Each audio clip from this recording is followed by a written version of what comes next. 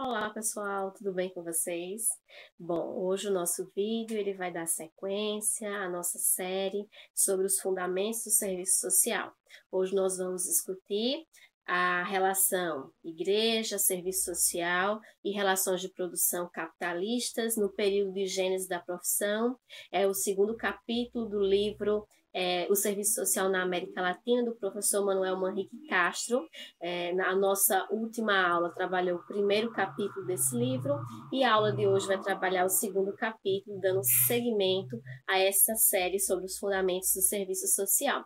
Antes de mais nada, eu peço que quem não conhece o nosso Apoia-se, entre lá no nosso Apoia-se, eu vou deixar a descrição aqui no vídeo, que é um espaço de colaboração para quem deseja contribuir apoiando os nossos vídeos, apoiando a produção do conhecimento aqui no canal.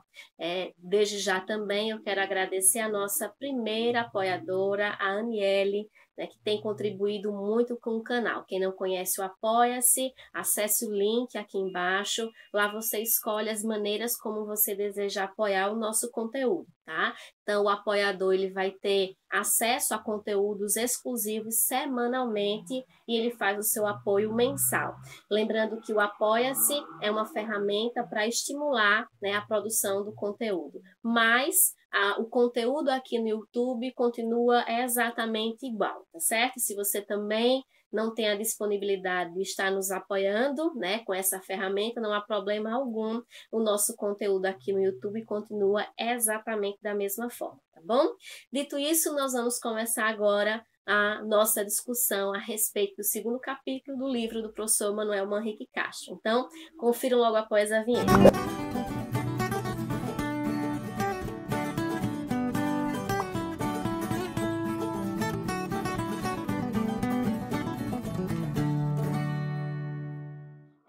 O livro, especificamente o segundo capítulo, ele vai iniciar dizendo que existe uma relação entre a igreja e as relações de produção capitalistas no período de gênese da profissão na América Latina. Lembrando que esse vídeo, pautado neste livro, vai discutir o serviço social na América Latina. Ele vai dizer que a profissão ela só pode ser entendida no interior das relações sociais capitalistas e nas condições particulares de cada país. Então, o contexto de gênese do serviço social na América Latina vai ter em comum que todos estão inseridos, a sua gênese está inserida no modo de produção capitalista. O serviço social nasce especificamente dentro da sociedade capitalista. Porém, vão existir particularidades que têm a ver com a formação social de cada país.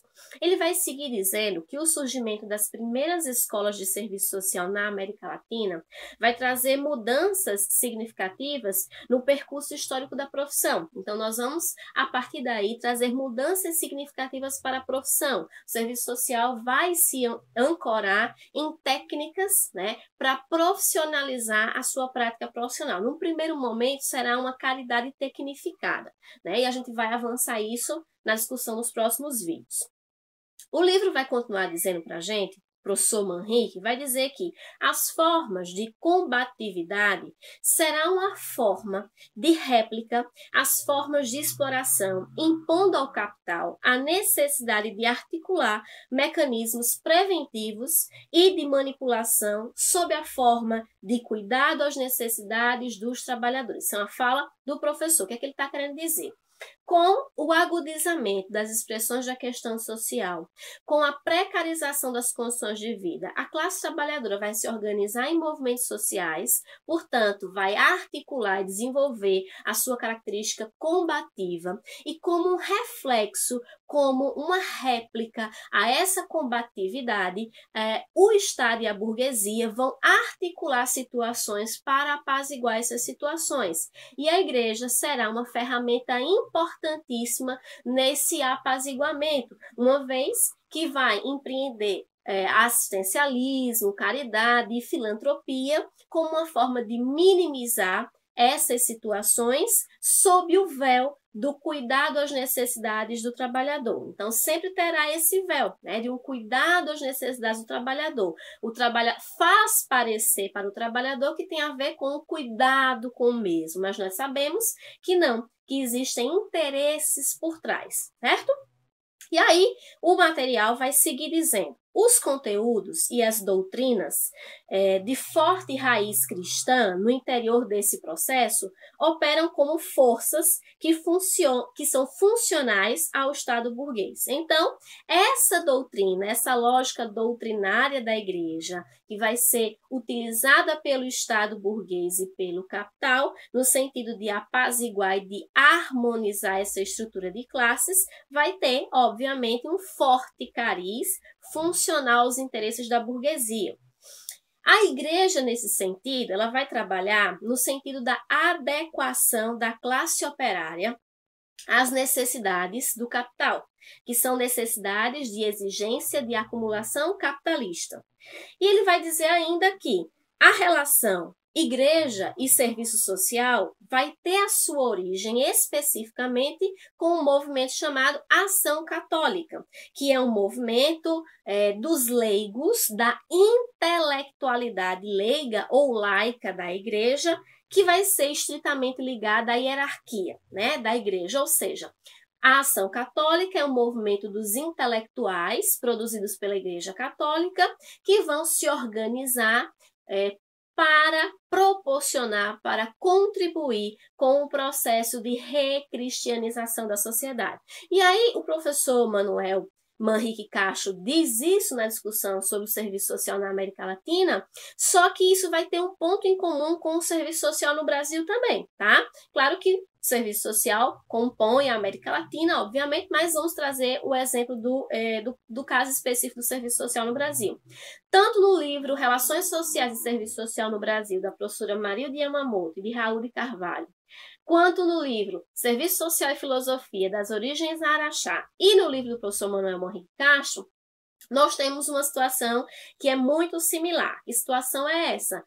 O serviço social vai surgir, né, dentro da América Latina, nos países que compõem a América Latina e no Brasil especificamente, com esse movimento, um movimento chamado de Ação Católica, que seria um movimento que vai articular os leigos da igreja, que seriam os leigos, são os cristãos, são os católicos que não são sacerdotes, que não são padres, né, que não desenvolvem nenhuma função clerical na igreja, mas que são religiosos, que são pessoas que entendem das doutrinas da igreja, que estão lá para contribuir, tá bom? Então, a gente vai ter a Ação Católica, vai ser um projeto de recuperação da hegemonia ideológica da igreja, tendo como suporte as encíclicas papais, né? Então, a igreja, dentro desse novo contexto, ela está perdendo os seus fiéis, né? Perdendo um pouco da sua influência, e ela deseja essa recuperação. Então, ela vai usar esse movimento, chamado Movimento de Ação Católica, para esta recuperação da sua. Então, aproximando-se das grandes massas e ganhando seu universo mental através desse movimento de ação católica, a igreja vai alimentar a fé, né, e a intelectualidade desse movimento, dessas pessoas que compõem o movimento de ação católica, para conquistar as mentes, para conquistar, né, o lado subjetivo da classe operária, para que eles façam um processo de adesão à Igreja Católica. Dentro deste processo, nós vamos também ter uma forte luta contra a secularização e a racionalidade que acompanham a expansão do capitalismo. Vejam, com a expansão do capitalismo, vocês sabem que o capitalismo surge com a Revolução Francesa, né? Que vai trazer ideais muito progressistas, liberdade, igualdade, fraternidade, vai ser o advento da ciência, da tecnologia. Nós vamos substituir uma lógica teocêntrica por uma lógica antropocêntrica, ou seja, saímos da lógica onde Deus justifica e legitima todas as situações para uma lógica em que os homens justificam e legitimam e dão a razão e ao sentido ao mundo. Os homens, quando a gente fala aqui, é a ciência, né? As respostas que os homens produzem na sociedade. Esse contexto muito forte de secularização ameaça a igreja. Então, a igreja vai promover essas situações, como as encíclicas, né, e a ação católica, para recuperar esta influência perdida, ok? E aí, as duas encíclicas fundamentais do movimento de ação católica serão as seguintes. A primeira, a Rerum Novarum, que vai ser divulgada pelo Papa Leão XIII em 15 de maio de 1891, e a segunda, a 40º Ano, que vai ser divulgada pelo Papa Pio XI em 15 de maio de 1931. Então, são essas as duas encíclicas fundamentais que vão dar base, que vão dar suporte à ação católica. Lembrem que o movimento de ação católica é um movimento da intelectualidade cristã católica. E a intelectualidade cristã católica vai ter como suporte filosófico as encíclicas papais, essas especificamente.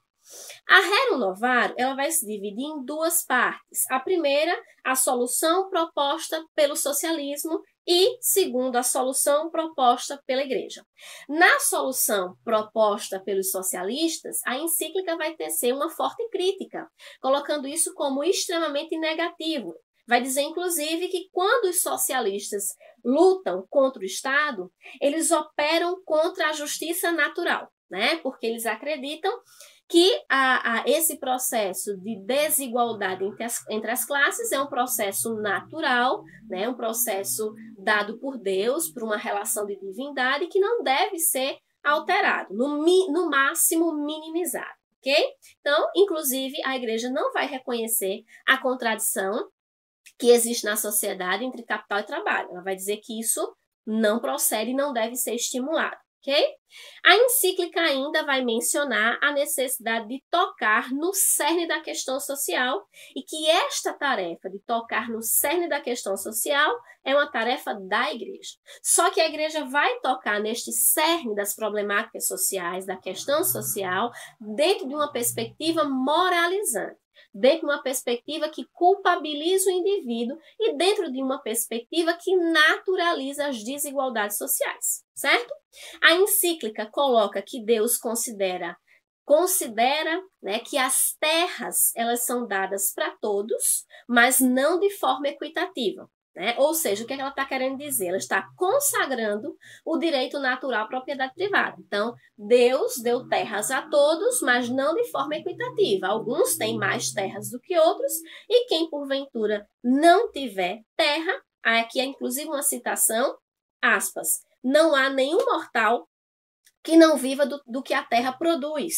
Os que carecem de capital têm seu trabalho, fecha aspas. Então, para aqueles que não têm essas situações, mas ele tem a sua força de trabalho, ele tem o seu trabalho, né? Ou seja, a Igreja aí está colocando que a propriedade privada e a lógica de desigualdade entre ricos e pobres, entre capitalistas e proletariados é uma situação natural, certo?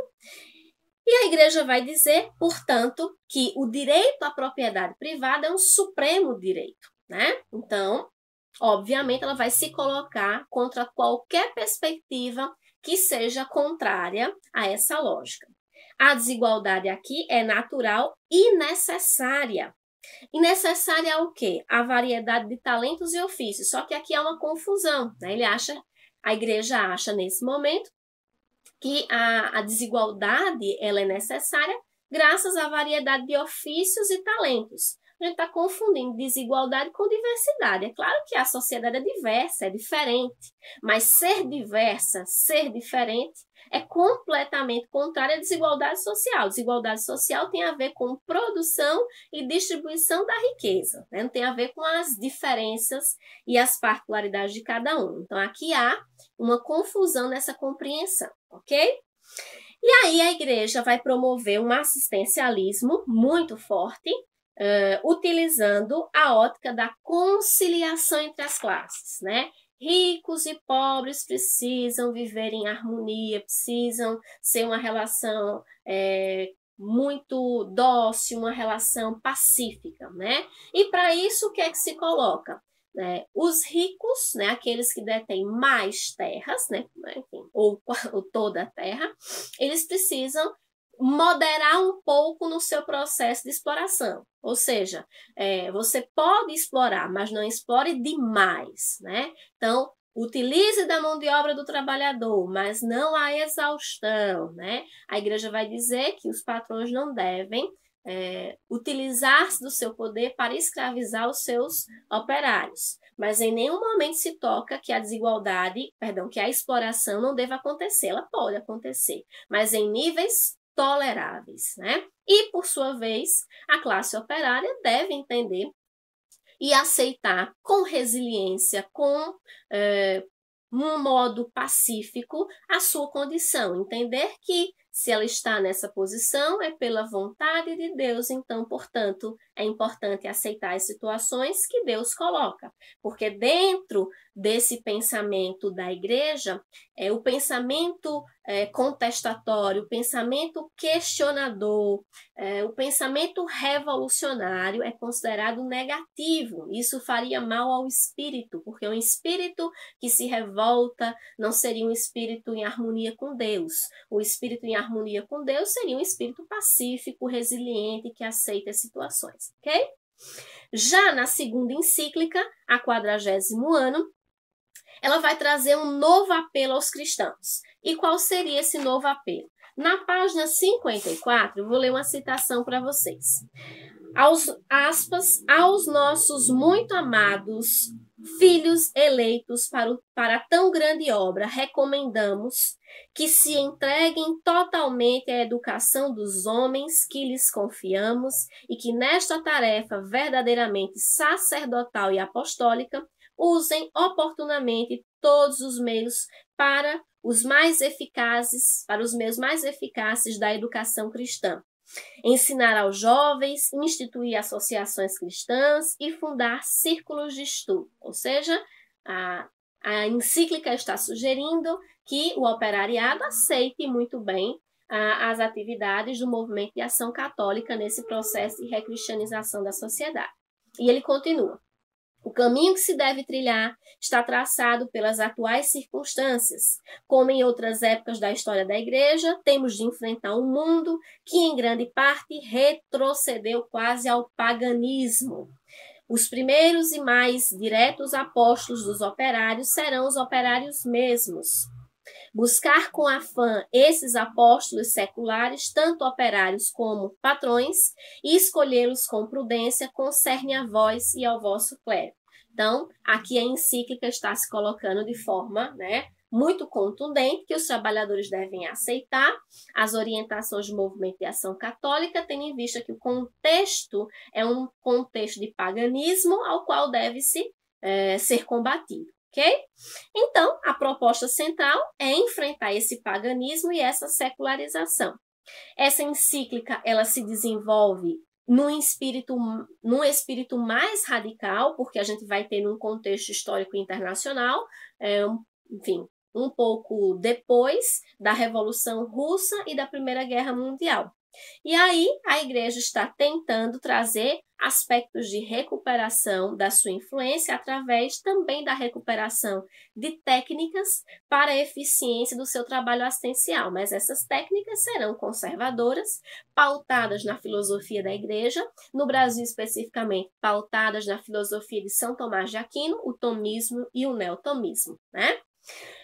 À guisa de conclusão, a gênese do serviço social na América Latina ela vai depender de um contexto e vai estar muito articulada a um contexto de luta de classes, onde essa luta de classes vai trazer um descontentamento para as elites, para a burguesia e para o Estado como um seu principal agente, e aí eles vão precisar de mecanismos para minimizar essas situações. A igreja vai ser usada como esse grande mecanismo, o movimento de ação católica vai ser utilizado dentro dessa lógica para minimizar esses conflitos numa tentativa de harmonizar o capital. Nós sabemos que isso não é possível humanizar algo que é desumano, que é inumano, mas a tentativa aqui é de humanizar esse capital para promover uma reforma social pautada numa lógica moralista, de culpabilização do indivíduo, de moralização dos costumes e numa lógica moral especificamente religiosa. E é nesse contexto que o serviço social, aos poucos, vai surgindo, o serviço social vai emergindo dentro deste movimento de ação católica. Então, espero que vocês tenham gostado, né? Nos nossos próximos vídeos vão dar continuidade ao ciclo dos estudos sobre os fundamentos do serviço social. Então, se vocês gostaram, por favor, curtam, é muito importante que vocês curtam o vídeo para que nós possamos saber o que é que vocês gostam. Compartilhem. Se você não se inscreveu ainda no canal, por favor, se inscreva. Muitíssimo obrigada a todos vocês e um beijo grande.